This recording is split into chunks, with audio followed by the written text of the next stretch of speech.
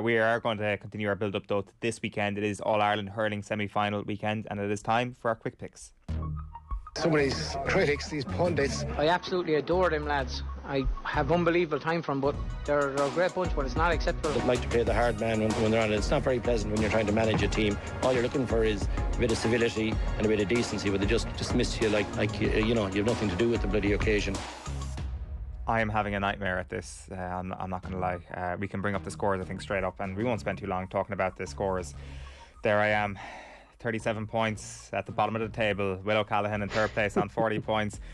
And Tommy Rooney last week nails the Cork result because Patrick Horgan nails that late free to get a 3-pointer out of that game. Himself and Will both went right on the Tyrone game. Myself and Adrian both risked it all on Monaghan and they let us down. If only that effort at the end actually went over Morgan's crossbar rather than dropping into Morgan's hands. If only they had a bit more clinicality about them. I don't know. That game could have gone our way. But anyway, Tommy Rooney, you are joint top with Adrian Barry. What a sad little life. I hope you're happy, etc, etc, etc. You're both on 41 points. Have your victory lap, Tommy. Them's the breaks, Owen. Them's the breaks. Look, we know how this goes. I think I ended up rock bottom with the predictions table last year, even though I called a couple of big results. So that's just the way it happens, the way it flows. So, I'm looking forward to seeing where the table ends up after this weekend. I know we're all kind of on different pages in a few different places. Dave McIntyre can hop on in and tell us where our predictions should be going, because of course, Dave, if you were playing this, you would be top of the table. You would be leaving us all in your wake, I dare say. Let's have a look at the couple of predictions then for this weekend. Just the All-Ireland Hurling semi-finals to get stuck into. So we might go to Limerick versus Waterford first, and everybody's going for Limerick here. So Adrian's going for Limerick by 3, Tommy's going for Limerick by 5, I'm going for Limerick by 6, and Will O'Callaghan is going for the big one. He is going for Limerick by 9. You are not buying into this idea that Waterford are the kryptonite to Limerick, Will? I'm not. I think the evidence over the last couple of years would indicate that Limerick have Waterford's number. And despite the fact that Waterford have played really well over the last 4 weekends in a row is a big ask. I did expect them to fade against Tipperary last week. I actually thought when Tipperary were reeling them in the final stages that I thought Tipperary might actually turn it around in the closing stages, albeit if it wasn't for a very good save. If Tipperary get that goal, we could well have gone to extra time, and then we end up with a 7-point differential in Waterford's favour. So they didn't wilt at a time that I think many of us expected that Tipperary had a kick in them last week, and to their massive credit, they've now kicked Galway and Tipperary out of the championship in successive weekends, and they will go and have a lash against the Limerick side who comprehensively took them apart in last year's All-Ireland final. And I expect something similar. I think Limerick got a bit of a wake-up call with the way that they hurled in the first half against Tipperary in the Munster final. We saw the team named overnight with Aaron Gillette restored into their attack. They're not going to take the risk of messing around like they did in the Munster final. They've gone strong for this game tomorrow. I think it's the best possible 15 that they've got onto the pitch. And unless Waterford pull off something absolutely spectacular and pretty much convert every chance that they have, like they did at times during the Tipperary game, I think Limerick are going to run out comprehensive enough winners on this one. Like even last week with Waterford winning by 7, it was a big gap in the end, despite the fact that the game felt quite close in the second half. It wasn't I think hammering. do something similar. Are you calling a hammering here, Will? I think it'll be is 9 points considered Probably a hammering not at this stage? Probably not. 7 last week wasn't a hammering. It could have been level in injury time. So what are you saying? Are you saying it's going to be a hammering then? I think Limerick will win comprehensively enough. I think it won't be like last week, say, where Waterford tacked on that late goal and that was, the margin of victory at the end of the game. I think Limerick will be deserved 9-point winners when it comes to full time. We're dealing with a team who have had pretty much 2 bad halves of hurling over the last 3 years when it comes to championship. And it's difficult to really expect that Limerick are going to have an off day. I think even if Waterford hurl to their absolute maximum, they're requiring Limerick to be below par if Waterford to have a chance. Understandably, we've all gone for them to win. And I'm hoping that me going for the biggest margin might just see me overtake Tommy and Adrian. It's tactical. It's tactical going for a 9-point win, no question about it. Do we not think that if there's one other county who can do what Kilkenny did to Limerick 2 years ago, Waterford actually have shown it this summer that they have those tools? Look, it's continued improvements, lads. Liam Cowell's done a magnificent job with Waterford. If you consider, before he took over, they had 2 years of misery in the championship beforehand, and they've kind of just incrementally be getting a little bit better. He's getting the best hurling out of Austin Gleeson again. And, you look across that team, the Bennetts are playing some really good hurling this summer too.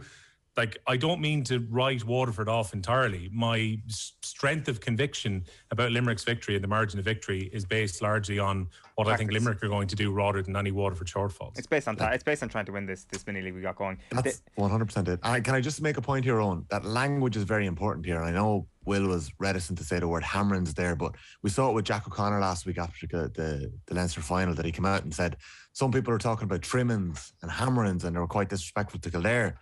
I was kind of there going, oh God, was that us in the quick picks? But it turns out it wasn't. The words trimming and hammering was used by Paddy Andrews and Andy Moran, so I think he called out the lads a little bit last week without naming them.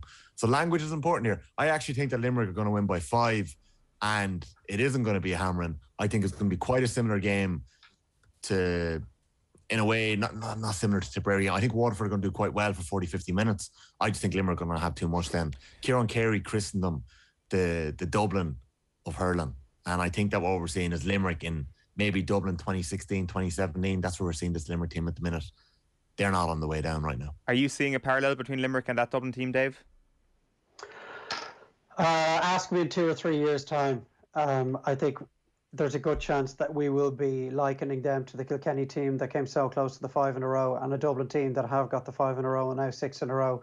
I think they are not yet at the peak of where the apex will be. I think they still have room to improve.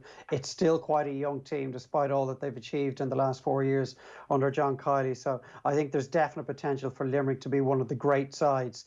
It just is going to take a side to take them down a peg or two like Kilkenny did in 2019 and just throw in the odd huge performance that just derails the Limerick bandwagon here and there. Now, whether that's going to be Waterford this weekend, I'm not sure. I think if this game was a week from now, I'd be looking at it with a different set of a pair of eyes, because I just think the 4 weeks in a row is really going to hurt Waterford against the fittest and the most powerful and explosive team in the country. It's going to come down to goals and benches for me. I think Limerick, they won the All-Ireland last year conceding 1 goal in 5 games. They've conceded 3 already in their 2 games this season against Cork and Tip.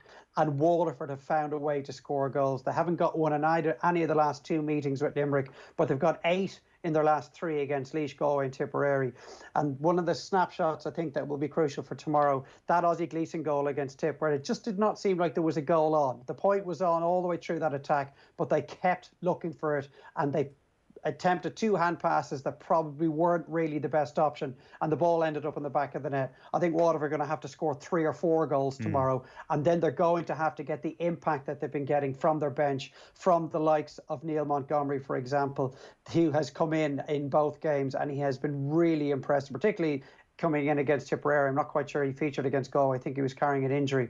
But if they can get that same impact from their subs that they've been getting throughout this year's championship, and they go hunting for goals, I think they have a chance. But, I mean, they're 2 massive ifs that you feel Limerick probably have the answer to those questions. In a word, Limerick by how many, Dave? Between 4 and 7. Okay, between 4 and 7. The next of the semi-finals, of course, is going to be Cork against Kilkenny on Sunday. Here's how our predictions look going into the weekend. Adrian's going for Kilkenny by 4, Will's going for Kilkenny by 3, I'm going for Kilkenny by 2, and Tommy Rooney is going for the Rebels, Cork by 2. What's giving you this confidence, Tommy? I thought we'd be split this week. I'm surprised that it's not 2 and 2. I thought that somebody would have gone with Cork with me. I'm actually surprised now. That doesn't make me doubt it anymore. If you read any of the predictions this week, all the pundits are calling Kilkenny. By all the pundits, I mean Henry Shefflin, Taggy Fogarty, JJ Delaney, even Noel Connors. Bailey, don't start. Sorry, let's start barking here. I might have to run here in 1 second. Cork are going to win this weekend, lads, because Patrick Horgan and Jack O'Connor are going to do more damage than the Kilkenny forwards are, and I'm telling you that. Shane Kingston's going to do more damage than the Kilkenny forwards next week. TJ Reid is obviously going to get a big haul. Is Owen Cody going to stand up again this week? I know he scored 1-5 against Wexford in that brilliant semi-final. I just haven't seen enough from the Kilkenny forwards to say that they are going to do more. And yeah, I just think that Cork are going to do it. I might have a bit of a soft spot for them that I called them last week, and they got me my 3 points, which made a massive difference. But I just think that they've been in good form, and kind of seen shades of that Cork team at the start of the decade that around 2013 that were really exciting to watch, and I think that they're going to have enough to get by Kilkenny this weekend. Why do you disagree, Will? Look, it's a game that's a clash of styles. Cork are going to try and run the ball against Kilkenny on Sunday afternoon. They've got a lack of experience of players who've, come through big championship games like semi-finals. I think there's only 2 players who are still left around from the team that got through to the final against Clare in 2013. Maybe Cork can write their own history. That's what Kieran Kingston has been talking about this week. While, I think this Kilkenny team have had lots of experience, even the young players coming through, of big games over the last 3 or 4 seasons. And look, I thought it was a workmanlike performance by Kilkenny in the Leinster final, but Dave mentioned the substitutes going into this weekend. I don't know if there's any team in the last 4 who've got potentially more impact from the bench than Kilkenny do. So if things aren't going well for Brian Cody's side, he's able to bring forwards, particularly in that game, to try and change things around against Cork. I think there's still some question marks about Cork's defence going into this weekend too. I would love Patrick Horgan to win an All-Ireland title. I think I said that a couple of weeks ago when they were facing into the qualifiers. I would love them to win, but I think this matchup is favourable to Kilkenny. And I remember a couple of years ago when there was a lot of hype about Cork, they went and took on Kilkenny, and Kilkenny bossed them in 2019 in the quarterfinals on their route to getting through to the final. I think something similar will happen, but like all of our predictions seem to be playing out, I think we're all looking at this one being a pretty close one, and probably one that's in the balance with a few minutes to go. Last word to you. Wait, sorry. Are you not chasing here, like? Am I what? Not chasing? I'm just an honest guy who predicts honestly, whereas you guys are obviously predicting tactically. But sure, look where that has ended. Has left me on the bottom of the table. But sure, look, at least I'll come away with my head held high and my honesty intact. Whereas you two scumbags predicting tactically is just not acceptable. Dave McIntyre, how do you see this one going? Wow, you didn't hold back there. I think we know exactly what we're going to get from Kilkenny this Sunday, and we just don't quite know what we're going to get with this young, developing Cork team. And so I will err on the side of caution and go with Kilkenny. I think the point that Will made about the Kilkenny bench is one that's well made. He's got so many options, from John Donnelly, he's got Walter Welch coming in, James Bergen is at a big season off the bench, Michael Carey as well, and that's before you get to sort of the really experienced operators like Killian Buckley, who can come in and do a great job for Brian Cody. Cork have the potential to explode into Croke Park on Sunday and announce themselves as the next great Cork side. But that's a huge if, and having watched how Kilkenny handled Wexford, particularly in extra time in that Leinster semi-final, don't think they were really tested by Dublin in the final. I would just give the nod to Kilkenny. I think they will have enough in their locker to get it done, maybe over the 70 minutes. But I expect Cork at one point in the game to have us on the edge of our seats thinking this could be happening for them now. Yeah, I think that's probably a good way of looking at it. Lads, good stuff. That is this week's Quick Picks. I absolutely adore them lads. I have unbelievable time for them, but they're a great bunch, but it's not acceptable.